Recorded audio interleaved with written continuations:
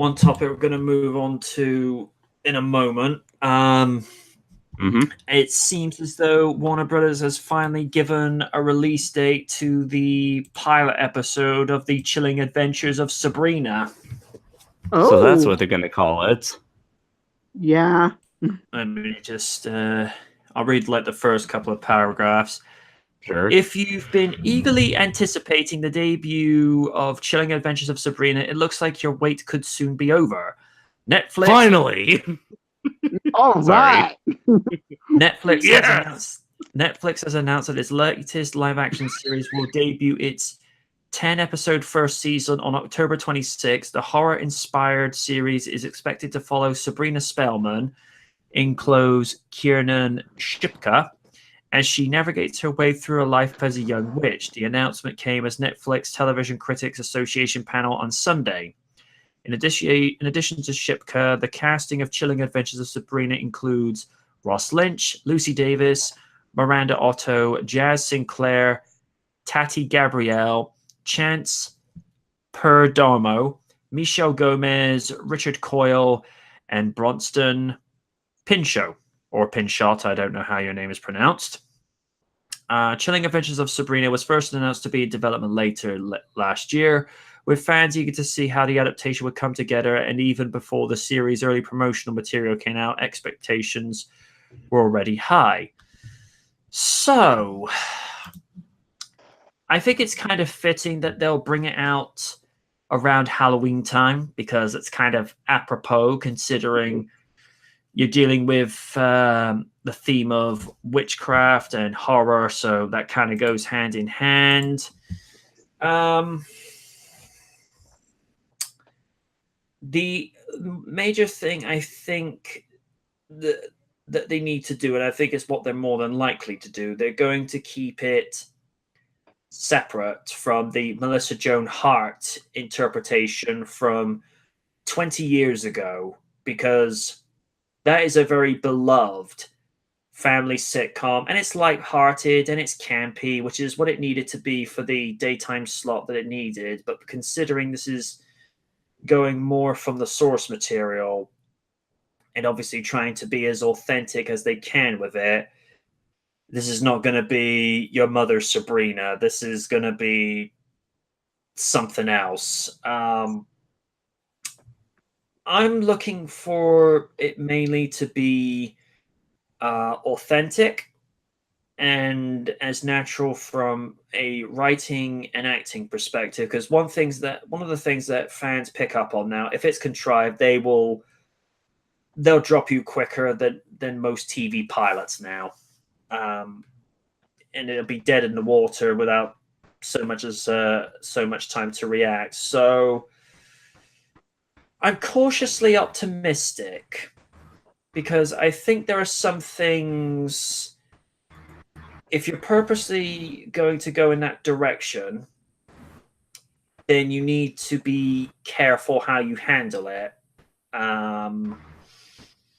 Kaiju, will start with you. Do you think they're releasing it around the right time, and how far do you think they're likely to go with it with the horror aspect? Because like I said, considering the Melissa series is so beloved and iconic. Let's see. I think, well, if it's going to be like a very horror-themed series, I would say October is definitely the perfect time to release it. And even then, even if this was just like a lighthearted sitcom again, you're at least, it's got a show about witches and magic, so it's still going to fit the lighthearted aspects of Halloween either way. I honestly have no idea. Like, I haven't seen a trailer, so I have no idea what mood they're going for. Given that they're calling it the Chilling Adventures of Sabrina, the fact that they have the word adventure in the title makes me say that this is not going to be like super grim, serious, like horror. Maybe it's going to be a bit like Stranger Things, where like, yes, there are some really dark moments, but there's a lot of innocent Spielbergian innocent moments as well. So I honestly, because I haven't seen a trailer, nor have I seen any sort of promotional material at all, not even like a poster or anything like that. I have no idea how they're going to, what direction they want to take this in, other than horror. But then again, horror could mean anything. I feel, and I feel like this thing could be a combination of horror plus something else. What that other thing could be, it's up in the air at the moment. But honestly, I can't really make that much of an opinion on it, given with so little to go on. Other than what would you mention that the series is yes, the original sitcom series is iconic. However, I feel like Sabrina the Teenage Witch, both the sitcom and the animated series, it's been so long since anyone has ever talked about it. It's been so long since anyone's ever really thought about Sabrina the Teenage Witch within the pop culture zeitgeist that I feel like this is able to escape the shadow of the sitcom and can be seen as its own thing, given how Sabrina has never really been one of those properties that has stayed in the public mind, unlike other more popular shows. Especially, it kind of reminds me of the case with Riverdale. Riverdale was like this dark teen drama take on the Archie comics. And again, sure, Archie, they still make Archie comics to this day, but Archie has not been one of those things that have been like very popular with like people of all ages. So when you ended up having that darker take with Riverdale, from what I've heard, it's been apparently been a success on American television. So people are able to view Riverdale as its own thing. And maybe the same can potentially happen with the Chilling Adventures of Sabrina, because I doubt this generation has had any exposure whatsoever with Sabrina. When I mean this generation, I'm mostly referring to people of my age who have not seen Sabrina since they were in elementary school and happen to have caught it on TV, and or anyone who's younger who never even watched either show to begin with. You mentioned to have some innocent moments, so something also to the akin of the Buffy the Vampire Slayer TV series, where they have these light-hearted, campy moments where it just takes the edge off things a little bit. Right, exactly. I was actually thinking of that as you were reading the article, but I forgot to mention it. Right. Buffy the Vampire Slayer did come to mind when I was looking through that article. Yeah.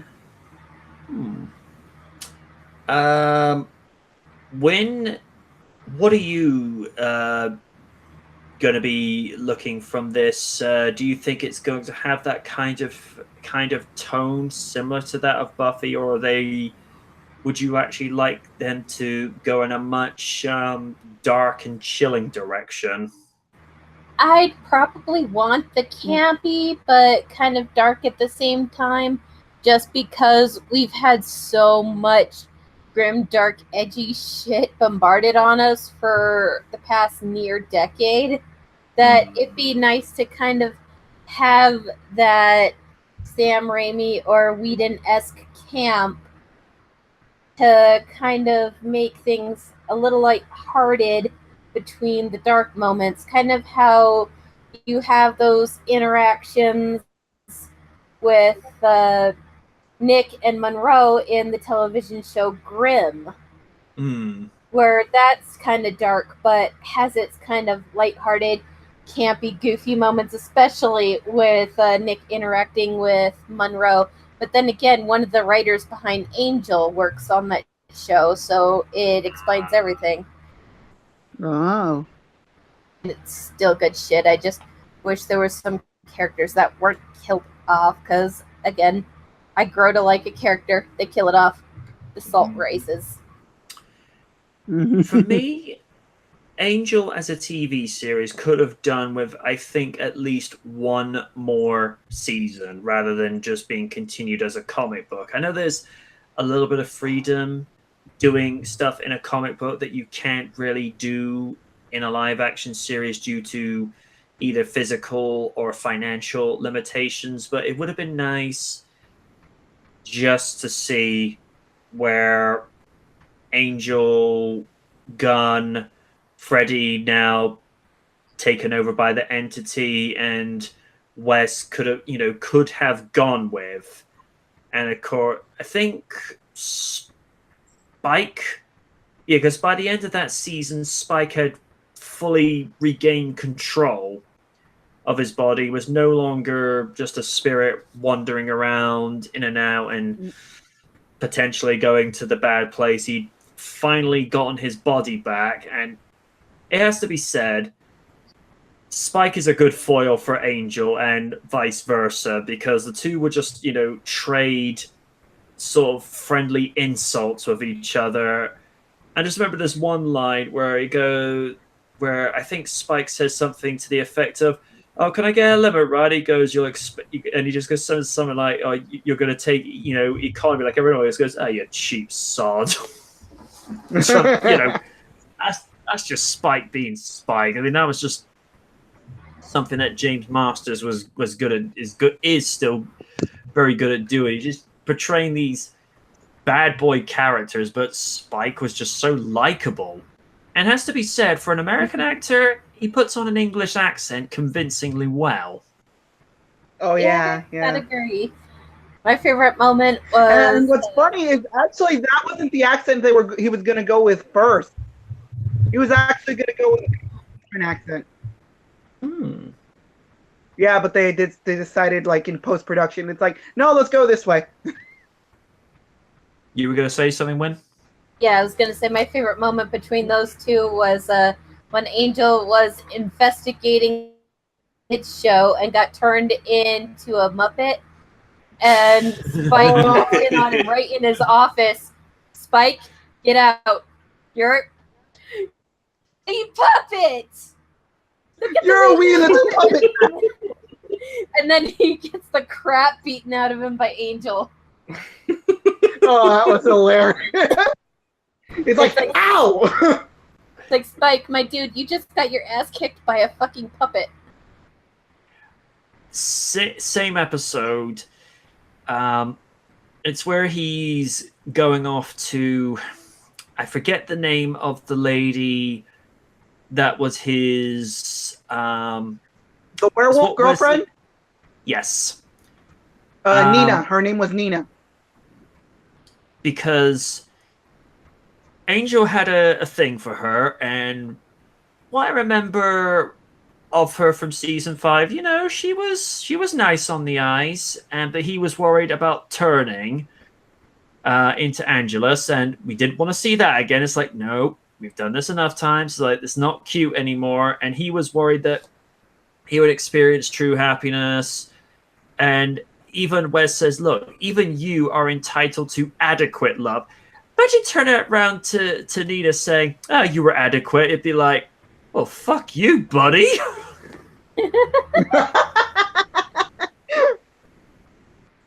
But that was a tragic case for her because that was the episode Unleashed, and it was actually one of the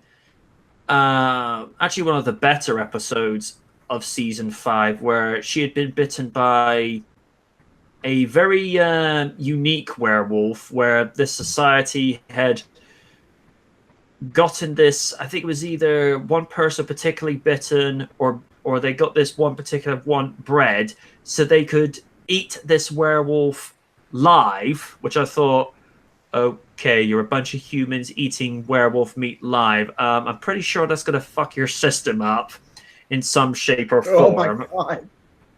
Uh-huh. And as I recall, they're waiting for her to turn, so she's left naked on this giant dinner tray, which I thought, yeah, that's not going to be demoralizing or anything or humiliating. Take that as you will. Oh, and jeez. somehow she's working.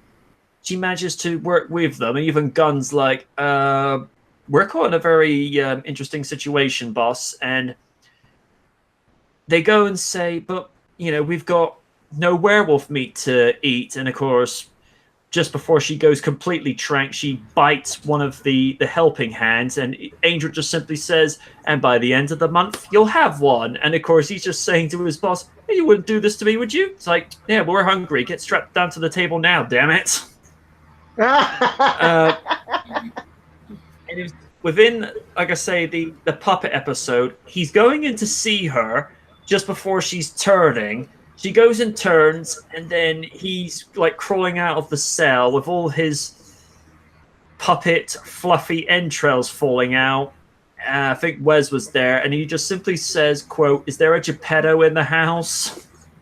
No, it was Lauren who found him. Actually, it was Lauren who found him. It's like, is there a Geppetto in the house? Oh dear! Like that. And that episode follows. Oh god, the word like the episode that actually broke my damn heart right there. No, think about it, and it still makes me cry. That was where the plus side to him for that season is he was given access to specific cars that would allow him to drive around in the daylight, but he could actually see out to the sun, but it couldn't get in and fry him. Which I thought, okay, that's actually clever. And, you know, it's funny in 2008 how David Boreanaz goes ragging on the new Knight Rider series at the time. In that same season of Angel, they're driving around in this Camaro going off to this particular dimension, and they're like, how's this car driving? And Spike goes, what, you never heard of Knight Rider? Kit? Knight 2000? And even I sat there at the time thinking, okay, I like that. I appreciate that. Yeah, which led into that one episode after where Gunn took the place of somebody. Lid, you'll know who I'm talking about. It was a lawyer that was from Wolfram and Hart that got placed in there to be in this basement where he had to suffer this rather cruel punishment. Lindsay. Yes, Lindsay. Yeah, he goes and takes Lindsay's place. Then eventually they come back for Gunn just to take him back. And then I think that was the same episode where they ran into that lawyer who they make the point of saying, "Oh, he is rather suavely dressed," and of course it was just that. But I don't know. Like I say, it was just a season a series that could have done with that one more, because at the end of the season they were taking on the Black Thorns, which was like this secret society that was from within Wolfram and Hart. And at the end of it, Los Angeles had gone to hell in the actual literal and physical sense, and they were just taking on the gangs of it or people that were associated with Wolfram and Hart. And it just would have been nice to see what kind of closure and resolution they could have had going into a sixth season, because they actually outlasted Buffy. Didn't have as many seasons as Buffy, but they think they lasted one more season than Buffy, which I thought, okay, that you actually lasted longer. But I think it was probably seen from the perspective of, look, because Buffy's gone, people ain't going to be so interested in Angel, considering that was the series that you originally came from. That's my understanding of it. It'd be interesting to see if that could get a reboot today, just to see, because Liz, you know as well as I do, the first season of Angel, that show went to places. Especially, do you remember seeing the one where that kid was possessed?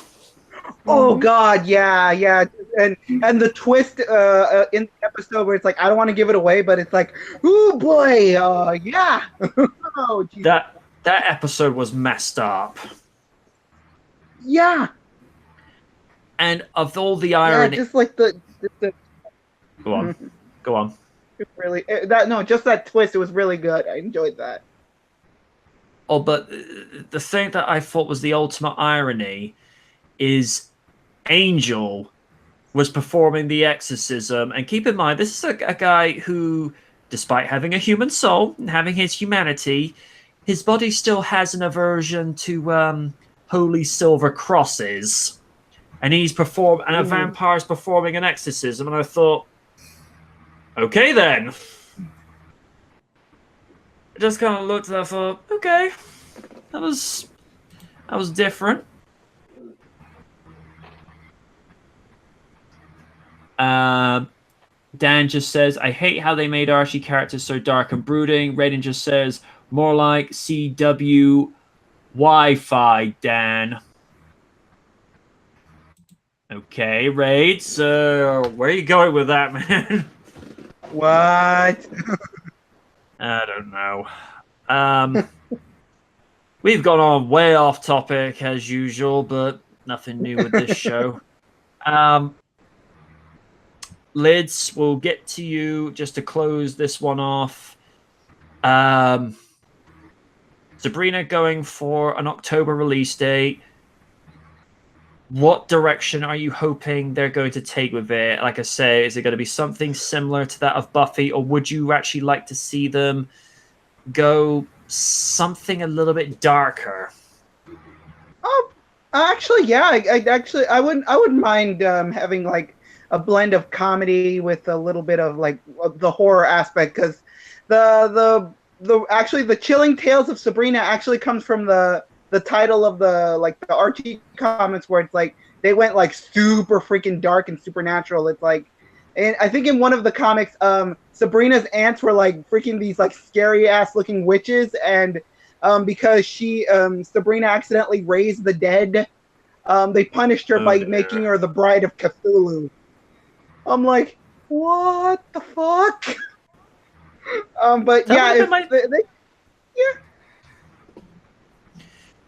It's in the comics, so it's like I forgot what line that's from, but it's like, oh boy, it's like, dang. Yeah, what the fuck? That would have been my second answer. Yeah, yeah, but like, I'm actually looking forward to this. It's like, let's see where they go. It's like, again, it's like until I see like a trailer and all like footage of what's gonna happen there, that's just again, wait and see for me. It's like wait and see. I'm not gonna judge until I see something. Alrighty.